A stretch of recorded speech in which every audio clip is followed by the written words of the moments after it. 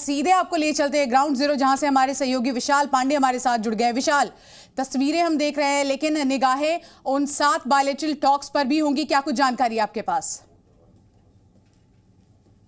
देखिए, बिल्कुल आपसे थोड़ी देर में प्रधानमंत्री नरेंद्र मोदी इसी COP28 के वेन्यू पर पहुंचने वाले हैं, जो कि दुबई के एक्सपो सिटी सेंटर में 30 नवंबर से शुरू हुआ है। 12 दिसंबर तक यह पूरा सम्मेलन चलेगा। जलवायु शिखर सम्मेलन है और पूरी दुनिया एक मंच पर एक साथ आ रही है ताकि जलवायु परिवर्तन जैसे बड़े जो चुनौतियां हैं उनसे निपटा जा सके और इस धरती को सुरक्षित बनाए रखा जा सके। और जो एक यहाँ पर सबसे बड़ी चुनौती है कि कैसे 2 डिग्री सेल्सियस तक धरती के तापमान को कम किया जाए, इस पर लगातार एक फ्रेमवर्क बनाने की तैयारी पिछले कई जो कॉप, चाहे वो 26 हुआ हो, 27 हुआ हो या COP21 जो कि पेरिस का ऐतिहासिक समझौता माना जाता है, उनमें जिन मुद्दों पर सहमति बनी थी उस पर कितना काम दुनिया ने किया, इसकी आज यहां पर समीक्षा भी होगी। और प्रधानमंत्री मोदी जब यहां पर पहुंचेंगे तो पीएम मोदी यहां पर दुनिया को भारत का विजन दिखाएंगे कि भारत कैसे कार्बन उत्सर्जन को कम करने के लक्ष्य को जल्द से जल्द हासिल कर लेना चाह रहा है। और इसके अलावा इसी बीच में प्रधानमंत्री नरेंद्र मोदी की 7 द्विपक्षीय मुलाकातें होंगी, जिसमें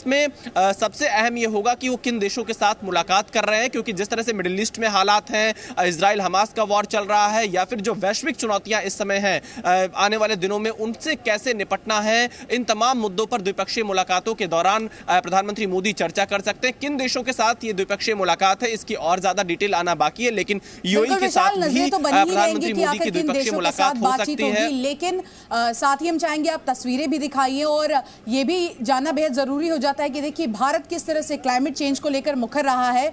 तो आज कौन कौन सी बातें पीएम अपने संबोधन में कहेंगे, क्या उसको लेकर कोई जानकारी?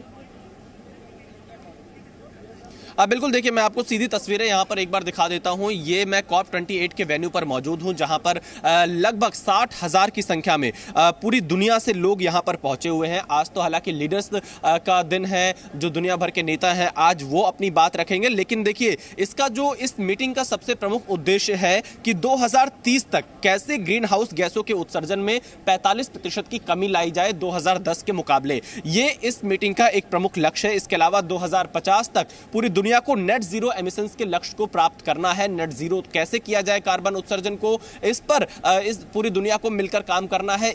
इस मामले में भी यहां पर चर्चा होगी। इसके अलावा जो जीवाश्म ईंधन है उनकी जगह कैसे सौर ऊर्जा या पवन ऊर्जा इसकी जगह ले, इस मामले पर भी पूरी दुनिया यहां पर एक रूपरेखा तैयार करेगी। और अगर हम भारत की बात करें तो भारत का लक्ष्य है कि 2030 तक कार्बन उत्सर्जन को 45% तक कम किया जाए और भारत उस लक्ष्य को हासिल करने की दिशा में बहुत तेजी से आगे बढ़ रहा है। इसके अलावा भारत ने जो ऊर्जा के स्रोत है जिनसे बिजली बनती है उसको भी बदलने का प्लान है कि लगभग 50% तक भारत जिस चीज का इस्तेमाल करे बिजली का, उसमें सौर ऊर्जा हो, पवन ऊर्जा हो, कम से कम कोयले की बिजली का इस्तेमाल हो। हालांकि देखिए, भारत बहुत बड़ी आबादी का देश है, दुनिया की सबसे बड़ी आबादी है। भारत को अपने जो उसके एजेंडा है, भारत को अपने विकास की कहानी का भी ध्यान रखना है, क्योंकि विकसित देशों ने अब तक तो पूरी तरह से खपत किया है, जिसकी वजह से जलवायु परिवर्तन हुआ है और उसका खामियाजा विकासशील देश भुगत रहे हैं। तो भारत अपने विकास के साथ साथ कैसे सस्टेनेबिलिटी के साथ आगे बढ़े, इस पर फोकस करता हुआ दिखाई देगा। और इसके अलावा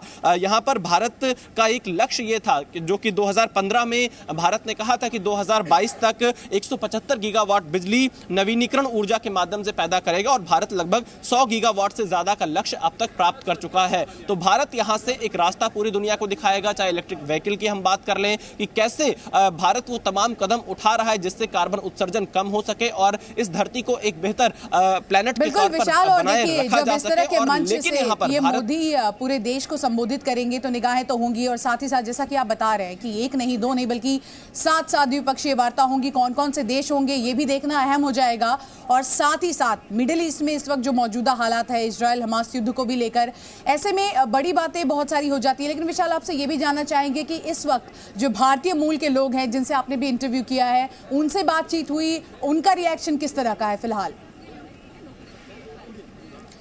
देखिए, भारतीय मूल के लोगों ने यहाँ पर प्रधानमंत्री नरेंद्र मोदी का स्वागत किया और मैं उस वक्त रात में मौजूद था जब प्रधानमंत्री मोदी उस होटल में पहुंचे जहां पर रुके हुए थे। बड़ी संख्या में चाहे स्कूली बच्चे हों, महिलाएं हों, हर कोई प्रधानमंत्री मोदी के स्वागत के लिए आया हुआ था और वो पीएम मोदी से एक बार मिल लेना चाह रहे थे। वहां पर अब की बार 400 पार का नारा बहुत सारे भारतीय लगा रहे थे क्योंकि 2024 में लोकसभा के चुनाव भी हैं। तो प्रधानमंत्री का अपने अपने अंदाज में लोगों ने स्वागत किया। वहां पर जो बच्चे थे उन्होंने सारे जहां से अच्छा हिंदुस्तान का गीत प्रधानमंत्री मोदी को सुनाया और खास बात यह रही जब मैंने उन बच्चों के साथ बातचीत की तो उनका यह कहना था कि हम सभी ये चाहते हैं कि कार्बन उत्सर्जन कम हो, हम विकास करें, लेकिन विकास के साथ साथ आने वाली पीढ़ियों के लिए इस धरती को सुरक्षित बनाए रखें, यह हम सब की जिम्मेदारी है। और उन सबको यह पता था कि प्रधानमंत्री मोदी COP28 के कार्यक्रम में शामिल होने आए और पीएम मोदी आज भारत का पूरा एजेंडा दुनिया के सामने पेश करेंगे। क्योंकि चाहे 2021 का 2015 में जो COP21 हुआ था पेरिस में, उसमें जो एग्रीमेंट हुए थे उसमें बहुत से मुद्दों पर जो विकसित देश हैं वो उन वादों को निभा नहीं रहे हैं, जिससे विकासशील देश लगातार प्रभावित हो रहे हैं। और अगर आप देखिए 2023 जिस साल में हम खड़े हैं ये दुनिया का सबसे गर्म साल माना गया है और अगर बीते पिछले 8 सालों को देखें तो धरती का तापमान लगातार बढ़ता ही गया है। तो यहां पर कैसे धरती के तापमान को 1.5 डिग्री सेल्सियस तक रोक दिया जाए, इससे ज्यादा ना बढ़ने दिया जाए और इसको नापने का जो पैमाना तय किया जाता है वो औद्योगिकीकरण के पहले का जो तापमान था उससे नापा जाता है। तो फिलहाल इस लक्ष्य की प्राप्ति के लिए जो बड़े कदम है, चाहे कार्बन उत्सर्जन की कमी करना या फिर कोयले की जो बिजली बनती है उसमें कमी लाना, सौर ऊर्जा की तरफ ज्यादा बढ़ना, डीजल पेट्रोल के वाहन की जगह इलेक्ट्रिक व्हीकल का प्रयोग करना, ये तमाम ऐसी चीजें हैं जिससे कार्बन उत्सर्जन में कमी लाई जा सकती है। लेकिन विकसित देशों को जिन्होंने अब तक सबसे ज्यादा खपत किया है इन सब चीजों का, जिसकी वजह से ग्रीन हाउस गैसेस ज्यादा उत्सर्जित हुई हैं, कार्बन जो उत्सर्जन है वो बहुत ज्यादा बढ़ा है, उसका खामियाजा हमेशा विकासशील देश भुगतते हैं। जब बाढ़ आती है या फिर बेमौसम बारिश होती है, जो भी जलवायु परिवर्तन की वजह से नुकसान होता है उसका असर विकासशील देशों पर पड़ता है। और लेकर भारत हमेशा ही मुखर रहा है। खासकर हमने देखा है कि प्रधानमंत्री ने जब जब मौका मिला है तब तब इस मुद्दे को कभी भी अछूता ये मुद्दा नहीं रहा है। लेकिन इसी के साथ साथ नजरें इस बात पर भी रहेंगी कि देखिए युद्ध चल रहा है हमास इजराइल के बीच, यूक्रेन रूस में भी चल रहा था और तभी भी भारत क्या कहता है, प्रधानमंत्री क्या कहते हैं, ये जरूरी हो जाता है।